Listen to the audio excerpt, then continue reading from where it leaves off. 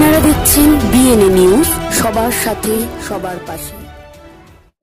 দেগঙ্গাতে নির্বাচনী প্রচারে নেমে পড়লেন বিজেপি প্রার্থী মৃণাল কান্তি দেবনাথ। নির্বাচনী প্রচারে নেমে পড়লেন বারাসাত লোকসভার বিজেপি প্রার্থী চিকিৎসক মৃণাল কান্তি দেবনাথ। তিনি শাসক দলের সাংসদ কাকলি ঘোষ দস্তিদারের বিরুদ্ধে প্রতিদ্বন্দ্বিতা করবেন।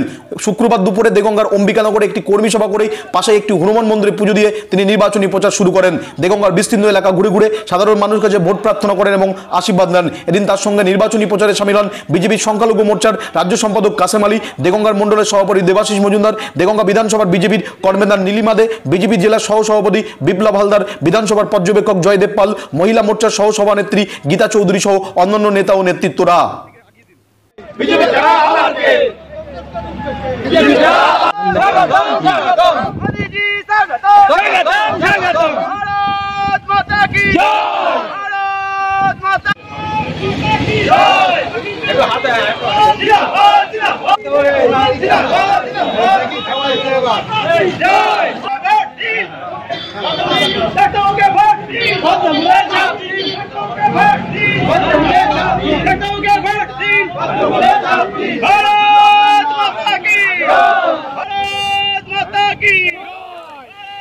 এদিন নির্বাচনী প্রচারে নেমে অসুস্থ শিশুর চিকিৎসা করেন। পাশাপাশি হাবড়া এলাকায় তাকে প্রার্থী হিসেবে চান না বিজেপির এক অংশ। সেই বিষয়টি উড়িয়ে দিয়ে নির্বাচনে জয়লাভ করলে কি কি উন্নয়ন করবেন বারাসাত লোকসভা কেন্দ্রে তা নিয়ে মৃণাল কান্তি দেবনাথ বলেন, বিতর্কিত যে পোস্টারের কথা আপনি বলছেন সেই পোস্টারটাও আমি দেখেছি। আর যেদিন এটা হয়েছে তারপরে অনেক সাংবাদিক আমাকে জিজ্ঞাসা করেছেন। আমি শুধু একটা কথাই বলেছি যে যার নাম দিয়ে এই পোস্টারটা দেওয়া হয়েছে আমি কিন্তু তার হাতেই আমার অ্যাপ্লিকেশন পেপারটা দিয়েছিলাম, কারণ তিনি আমার জেলা সভাপতি। আর প্রতিনিয়ত সবসময় এই কদিন আমি তার সঙ্গে যোগাযোগ রেখে চলেছি। যারা কিছু কিছু বিকৃত মস্তিষ্কের লোক আছে, কোনো বিশেষ দল আমি বলবো না, তাদের মাথা থেকে এই সমস্ত অদ্ভুত অদ্ভুত কাণ্ড বেরোয়। আমি উনি কোনো চিন্তাই নেই, উনি কিছু বলবোই না, কিন্তু বারবার সবাই জিজ্ঞাসা করছে তাই বলতে হচ্ছে। আচ্ছা আচ্ছা, কতটা আশাবাদী আপনি? দেখুন, আমি তো একটা আশা নিয়েই আরম্ভ করেছি, সেখানে আমি তো বলবো আমি 100% আশাবাদী, অতি অবশ্যই। কারণ কিন্তু শেষ কথা তো গণতন্ত্রের জনসাধারণ বলেন, জনসাধারণের হাতে তিনি জনসাধারণ ভগবান, তাদের উপরই ছেড়ে দিয়েছি। তারা যেটা বলবেন, যাকে চুজ করবেন, 10 বছরের সাংসদ ডাক্তার কাকলি ঘোষ দস্তিদার, তিনি প্রকৃত যশা ডাক্তার, তার ফ্যামিলি ডাক্তার।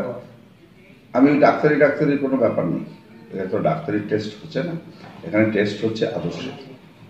এই আদর্শবাদের, আমি তো জাতীয়তাবাদী আদর্শে বিশ্বাসী, তিনিও হয়তো একটা আদর্শে বিশ্বাসী।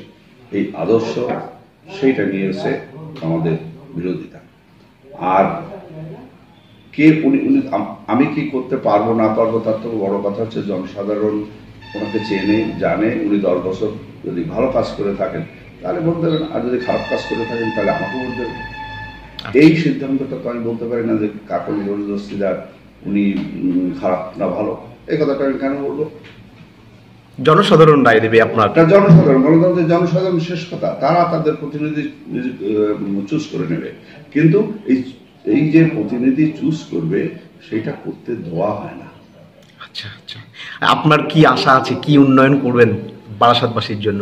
আমি শোনেন, বারাসাত একটা কেন্দ্র, একটা 7টা বিধানসভা নিয়ে 1947টা বুথ, প্রায় 17 লক্ষ ভোটার এবং বহু জনসাধারণ এখানে বাস করে। আমি এই বারাসাত কেন্দ্রটাকে হাতের তালুর মতো চিনি, কারণ আমি হাবড়ায় বড় হয়েছি। আর ডাক্তারি পড়াকালীন এবং তারপরে কয়েক বছর আমি বিদেশে পরে বিদেশে গেছি, কিন্তু এখনো ফিরে এসে গত 10 বছর আমি ফিরে এসেছি। 10 বছর ফিরে এসেও আমি হাবড়া আর রাজারহাটের মধ্যেই থাকি। আমার ওখানে একটা থাকার জায়গা আছে, এখানে একটা থাকার জায়গা আছে। সুতরাং এগুলো আমি হাতের তালুর মতো চিনি।